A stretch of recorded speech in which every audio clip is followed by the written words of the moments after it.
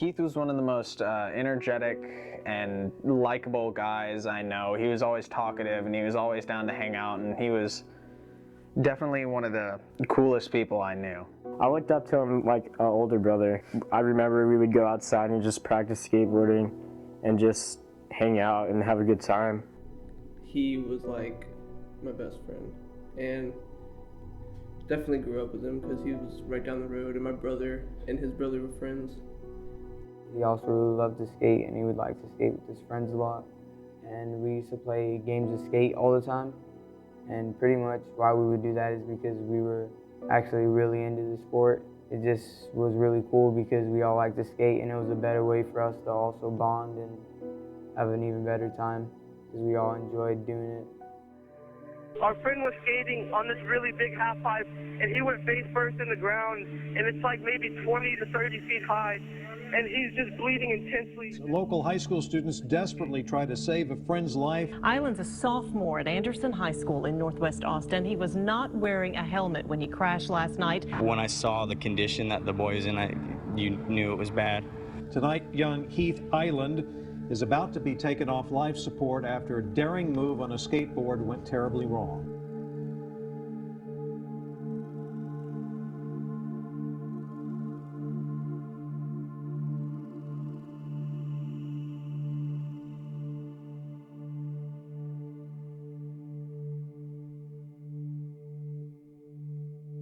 He had a book called My Poems, and he was given an assignment to self-describe himself using every letter of the first and last name. And what really took me back was how he was able to self-describe himself as others described him. H is for happy all the time. E is for eager for playing soccer. A is for athletic and strong. T, trustworthy and humble. And H, hang out with friends.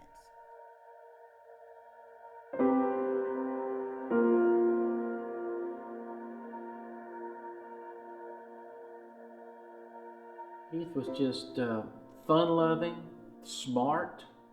I don't know, he just knew how to get through a day and get the most out of the day.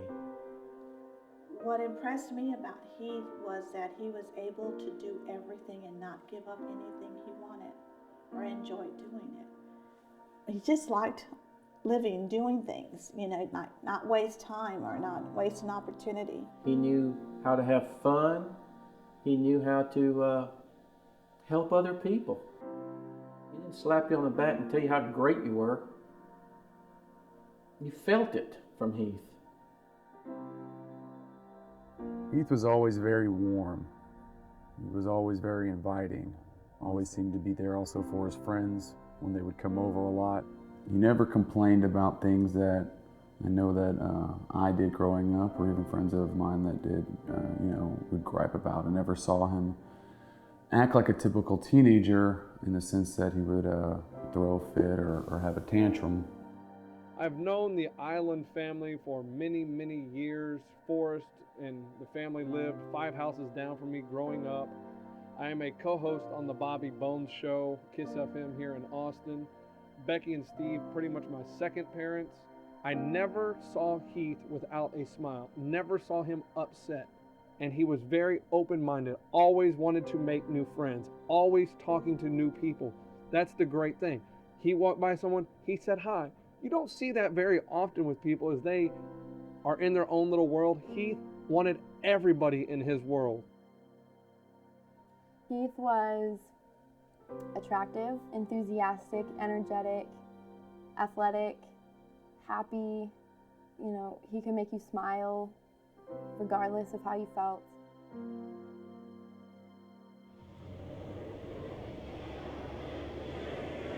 Tyler was into skateboarding. Then Heath started skateboarding and enjoyed the challenge.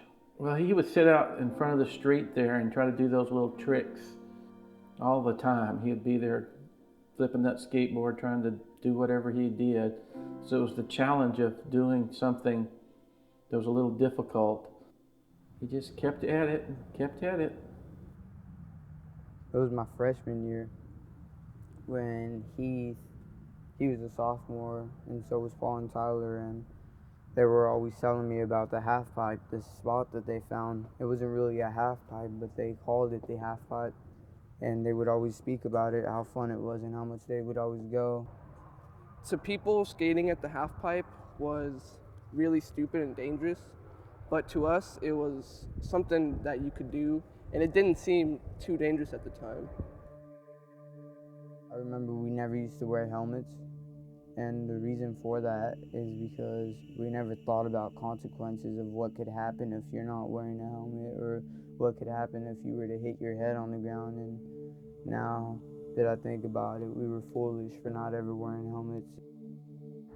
He was definitely not a beginner. He definitely knew what he was doing. He was better than all of us. He had a talent. He loved to skate, and it happened to him so randomly, something he did hundreds of times, almost every day. We went home after lunch, after eating, and then longboarded to the half pipe, just like any normal day. After like an hour there, that's when it happened. Sorry, ambulance. What is the address of the emergency? I don't know. It's next to Weirdos. Our friend was skating on this really big half pipe, and he went face first in the ground. He's not moving at all. He won't even look at us. How old is he? He's 16. Word spread quickly about the shape a sophomore soccer player was in, but 16-year-old Heath Island got hurt doing something else friends say he was good at, skateboarding. I mean, I could see anybody wanting to try it, and like I said, I could see a professional pulling it off, not someone that just does it recreationally. Certainly, we had never talked about how we felt about donating organs, because you never think that you need to talk about that, or I think sometimes people don't like to talk about that because they associate, of course, organ donation with death. But the reality is they're two separate things, and death has already come and gone. It's what you do afterwards. After the accident, we decided, a few of us got together and decided we needed to plan some type of benefit for the Island family. Without health insurance, medical bills, being in the ICU is very expensive. An Austin family that saved at least 5 lives because of their son's death is now struggling to pay the medical bills left behind. We got bands together. We pounded the pavement asking for donations for our silent auction.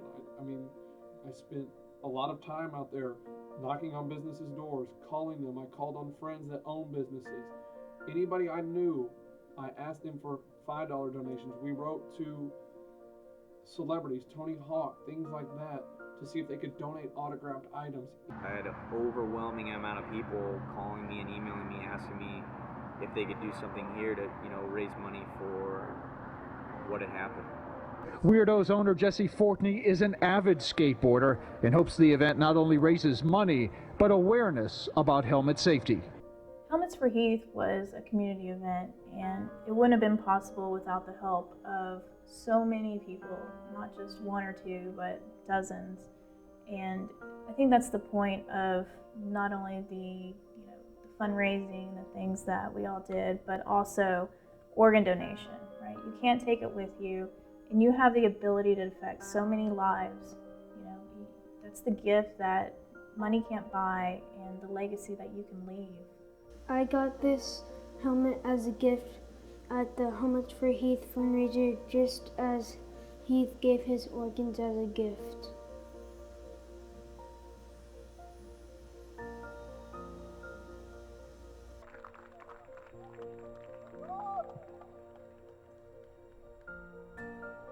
When 16-year-old Heath Island died in a skateboarding accident, his family made the decision to donate his organs. Now the Anderson High School student's legacy lives on through his gift of life. It's difficult to realize that his heart grew in my belly at one time, and now his heart is in someone else, giving them life.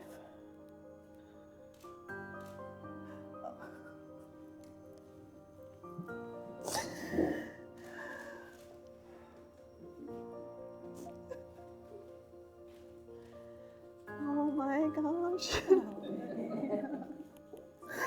Huh? The other way? I don't know. Oh my gosh.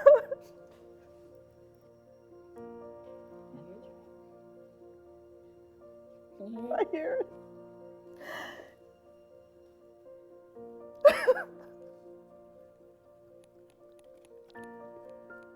When Becky started listening to his heart, she felt them.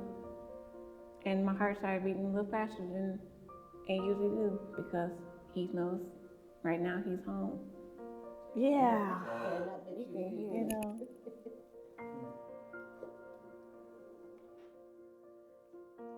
It's hard to think that someone else has your son's heart, your son's liver, your son's lungs. But then you look at all the people and the lives. What better gift is there than the gift of love and life?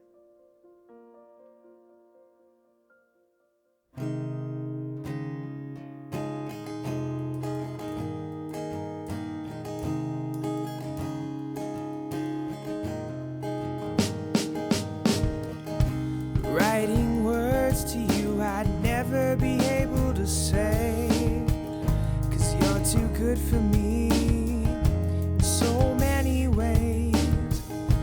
Not a day goes by that you don't cross my mind. I only need a minute of your sweet time to say, your voice is my lullaby, your words are my dreams. These things